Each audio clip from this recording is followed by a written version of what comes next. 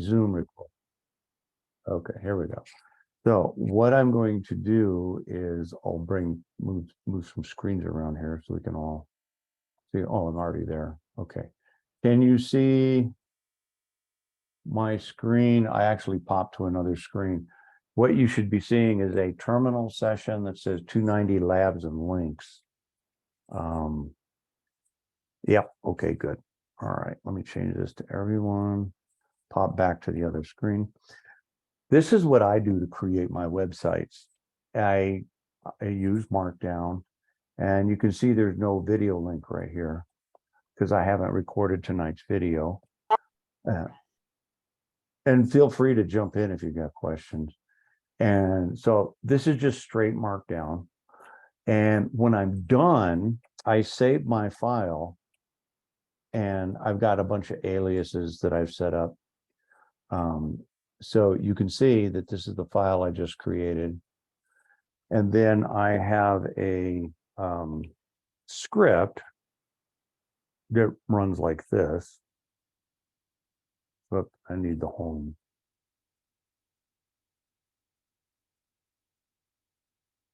And what this is doing is, it's just a loop, but it's doing this. That is what's taking this particular Markdown and turning it into a website. And this is the list of the ones I'm using. Okay. So when I run make all, it sits there and recreates all my static web pages for all my websites that live in these various locations. Here's the 290. Okay. So you don't have to create your own static website. All you should do is create a GitHub Pages website. They take care of the Markdown to website stuff by using something called Jekyll, which is another website generator. But you don't have to provision the server. You don't have to provision the SSLs. You don't have to provision anything. You just write in Markdown and go to GitHub Pages, and boom, you have your own website that you can use as your learning log or blog or whatever you want to call it. And I'll reiterate what one of my former students, super security guy, making more money than God right now, traveling all over the world. One thing you would do earlier, knowing what you know now, what would you do? Start a blog sooner. Because that's how he found his customer base, is that people were looking for information and they found he figured it out and they hired him as a consultant, and boom, he's traveling the world now. And so basically all I want you to do is play with it. Use this to create a bogus resume. And you can see how all this happens is that, like, let's see here, let's scroll all the way down and scroll down, and it's showing you what he's got going. And basically everything on the left gets rendered over here on the right. Okay. And let's go up to the very top. So you can see that he's got this solid cloud up image that is this thing. And then he's got this build status, which is this thing. And then you can see Dillinger is this. This is what it does, how it works. It's got magic. And basically what he's just showing you here is that this particular Markdown editor supports the Unicode character set. Okay. I have not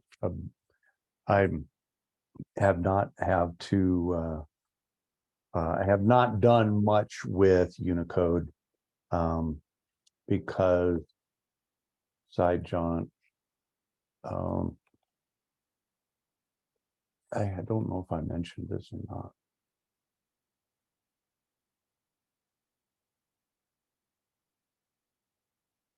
This is utterly fascinating how you can use Unicode and take your comments and have it read the other direction, and you can pop a root shell. Completely amazing.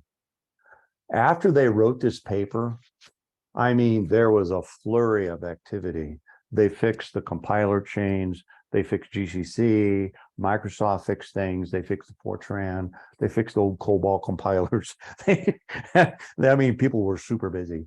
But that doesn't mean it's fixed everything. But this is a real interesting problem, is by using Unicode, you can actually hack into by reading from, instead of right to left, left to right, and execute source. Okay. So it's something to add to your trivia hopper, Trojan source. Okay. And I'll copy that into the chat. This is FYI. This is that. If I was in the business of hiring people, I would ask them if they knew about this, because this is such a widely deployed. You do not have to sign up for GitHub unless, but GitHub is free, and GitHub Pages is free. And when you get an interview, people are going to ask you for LinkedIn and your GitHub account. So it would be wise to have a GitHub account. But no, for the sake of this class, you do not. If you want to do your very own website off the Jeremy box, I can show you how to do that. And if that's something you want to do, ping me via email and I'll send you some instructions or set up a meeting, or whatever. Okay. And we can do a one-on-one Zoom meeting or however you want to do it. It's not difficult, but there's a few little, because the way I have the server set up on the Jeremy box, you have to use two separate browsers. I'll explain all that if you are so inclined. But you can use the Jeremy box to generate a static website if you'd like. Okay. All right. So now that we're recording and we're talking away about Markdown, and tonight I have two topics, Anki and ChatGPT and our assignment. This is a tool that I learned about from a fellow who was a veteran, and he was a nuclear submarine engineer. And I asked him, knowing what you know now, what would you do earlier in your career? He said, I'd learn Anki as soon as I could. Why? He says, it helps you remember things. And as you build your box of questions, you go over them once or twice a month and you don't forget them. And coming from somebody that was a nuclear engineer, I said, this is some pretty good advice. I think I'll listen to it. I personally have not found the use that enticing, except for just recently. I want to learn the muscles of the human anatomy. And there's like 200 bones, 600 plus muscles. And because when I do certain exercises, I have a bad shoulder, and I want to know what fires off when I do certain exercises. And I want to know the names of the muscles and the tendons and the ligaments and the joints. And Anki is a perfect tool for that kind of knowledge retention, because you can say, okay, I can't even pronounce most of the words, but let's say the muscle that goes from the inner rib cage all the way down to the backside of your knee, the psoas muscle. Where is it attached? What are those ligaments called? What movement is it used in? Would make an Anki card. And then as you go through Anki, you'll answer the questions. You can answer the questions accordingly. You can create them any way you want. You can create them however you want to do it, but it's perfect where I think Anki is a wonderful tool where a large amount of knowledge has to be retained from memory. Like if you're a medical doctor, you have to retain a lot of memory, law exams, so on and so forth. People's names and faces, geography. This would be great if you wanted to do, practice for Jeopardy, whereas all, very obscure knowledge, but, speed of recall. One of the things I've learned over the years is that we associate speed of recall with intelligence. That is not true. Speed of recall does not equate to IQ. It's a separate thing. And IQ is a measure for one and only one thing: your ability to succeed in an academic arena. It is not related to generalized intelligence. Okay, that's a whole different game. Okay, all right. But the reason I wanted to bring up Anki is here's the resources. This is all open source. It's all free. And I'm bringing this up because this fellow wrote a captivating article about how to learn your Python using Anki and ChatGPT. This is cool. This is just a really interesting article that I'm not asking you to do anything except know that it's there. I'm not going to quiz you on it. This is why MMV, your mileage may vary. This is a piece for your trivia hopper. This is the piece to help you get the job. It's a piece of the interview. Do you know ChatGPT? Yeah, I know how to spell it. Can you use it to help your code be better? I never tried. And the next question is, why not? Okay. And that's where this article comes in. He is explaining how he did it. Okay. And what he did and how he set up his particular Anki deck and things. And then he started off saying, hey, I need to learn about the Linux file system since I'm an old Windows guy. So he wrote an Anki deck that explains, here's the file system and this is what it's for. And I can tell you most Linux admins don't even know that. I know what they're for, but I cheat. I've only been doing it for 35 years. Okay. And then he's showing you how to install it. Now, pip install. This is something that is beyond the scope of this particular lecture. If you're interested in Python virtual environments, let me demo. Okay. You can see my screen now. If I type on Python -B, oh, wait a minute, it's not there. Wait a minute. I don't want that one. I have an alias.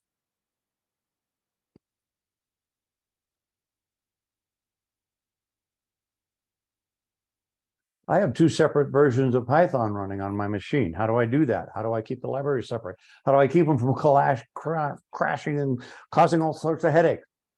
It's called a Python virtual environment, and you can see that my prompt changed. So I actually have multiple versions of Python running on my block. And then when I want to go back to the system and not worry about it, I type in deactivate. This is a subject that goes way outside the scope of any class I teach. This is real world stuff. If you're interested, let's talk next week because I'll be on site and we can talk about Python virtual environment, okay, if you are so inclined. But generally, pip is installed on your Linux version of choice.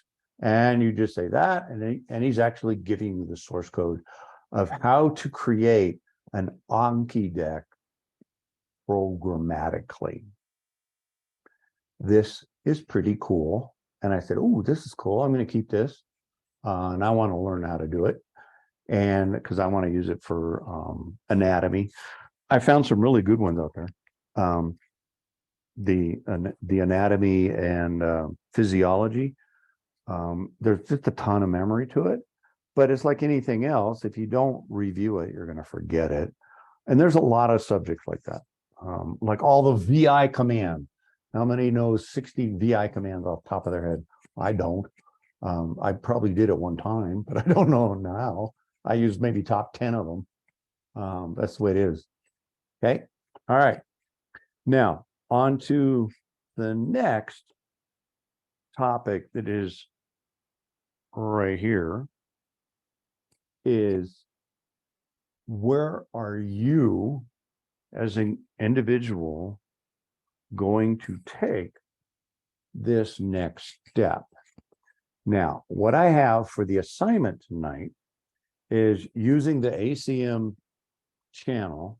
Click. This is the video. The guy here is, he's got his PhD in, I don't know what it is. I know it's computer science, but I don't know which subfield. And it's for Fixie AI. It's his startup. And he did a 1-hour talk. And they want you to watch this video and just tell me what you think of it. Do you agree or disagree? Do you think it's a sales pitch? Is it over the top? Do you think it's, are they selling sizzle or are they selling steak? And listen closely.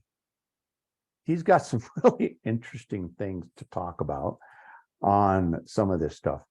And he answers some questions at the end of the talk. And I thought those were worth some time. But it's worth your time to listen to this fellow, because he is doing what you will be doing. In my world, when I was in the world of IT and finance, and it was my job to optimize things. Often that meant optimizing people out of jobs. So, do you want to be the optimizer or the one that is optimized out of work? Listen to this video and find out what tool he is using and see how things go and see what is happening and see what his insights are. Because he had some insights that I had not thought of. And I go, oh, this is pretty clever. And I said, this would be perfect for you guys, since ChatGPT is in your world right now. It's one of those things that's kind of like fire. Don't be afraid of it. Just learn how to use it. But how? And this is kind of the next step. How do you go to work using this tool or one of the many tools that will be out there? Okay. So I'm going to stop my recording, and let's see here, stop recording. Do I want to? Yes.